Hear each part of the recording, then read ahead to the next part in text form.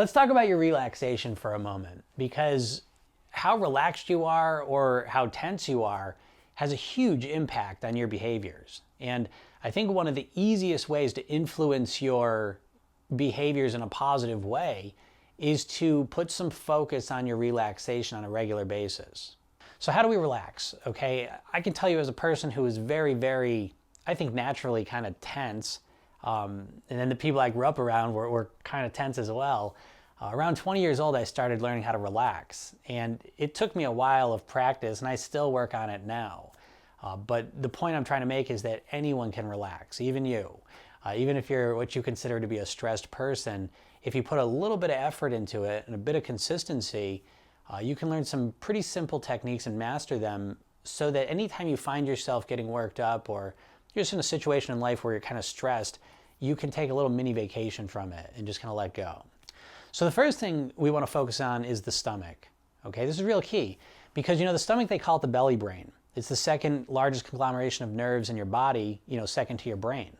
And so this is a lot of times why we get these gut reactions, these gut feelings. So when you want to relax and you want to change how you feel, one of the first things I always do is go right to my stomach. And a lot of times I'll find when I'm tense, my stomach's tight. Okay, so I can relax my stomach, at will. This is easier, admittedly, it's easier when you're alone. Because again, sometimes people don't want to do this because they don't want their stomach to stick out or bring attention to it. So that's the first step, is to relax your stomach. And so if you can do that now, notice if there's a change in how you feel when you do it. Now, so there's the initial kind of just relaxing it, which is good. The next part that goes along with that is that you're able to breathe deeper. That our lungs are bigger on the bottom than they are on the top. And so a lot of times, because our stomachs are tense a lot of the time, it constricts using our full lung capacity, and we start shallow breathing.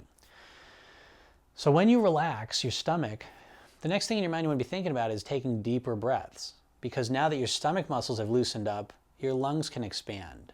They can expand wider, and you can bring more air into your body. And more oxygen into your body means that your body becomes more relaxed. And so once you relax the stomach, you begin taking deeper breaths. You can bring that relaxation into your chest, right? Kind of open your chest up, bring it up into the shoulders. Let the shoulders kind of loosen up and relaxed. Check your posture. Okay, if we're tense, again, we have the tendency to kind of hunch over. So we want to kind of open all this up. Open the chest up, relax the stomach, relax the shoulders, relax the neck. Again, you can take it so far, you can kind of just rub your neck a little bit, give yourself a little bit of a massage there. Just kind of loosen up the muscles, kind of move the shoulders around. And then the face, right? It's kind of the final piece. And the face, it's very interesting science, how intricately the facial muscles are tied into how we feel emotionally. And so as you relax the muscles in the face, again, you can almost instantly begin to feel a sense of peace kind of coming over you, a sense of relaxation, just from relaxing these muscles. Because again, they're intricately tied to our emotions. So specifically in your face, your eyes. Okay, in this culture, we overuse our eyes because we're constantly reading or watching screens. So we want to relax our eyes. So even if you can just kind of relax them for a moment, close them, and just let all those muscles relax. And again, this takes a little bit of practice, by the way. I want you to recognize that relaxation is a skill, and you can get really good at it. It just takes a little bit of practice. But don't expect that you just know how to relax, because it's a skill just like learning how to read and write.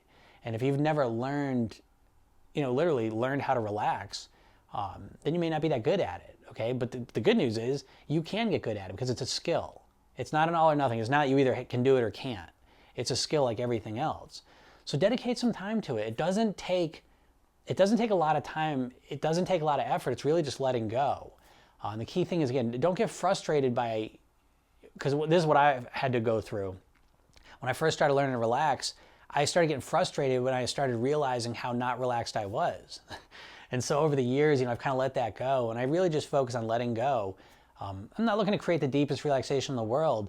Just consistently throughout the day, I've kind of trained myself to be mindful of it, because I find myself regularly holding my stomach muscles tight. Regularly, my shoulders are tight, my face is tight. And so the more times I can remember just kind of let go and take a deeper breath and just kind of step away from the stress for a moment, the better I feel. And the better I feel naturally that way, the less likely I am to rely on foods, or alcohol to give me a break from the stress. Okay, so I think this is real important. I hope you take it seriously and, you know, make it simple, make it fun, because it should just feel good. You know, to just breathe and just to relax and just connect to your body for a moment. You know, again, there's a lot of joy in that. The more you do it, I think the more you'll get from it. Okay, so have a great day, and I'll talk to you tomorrow.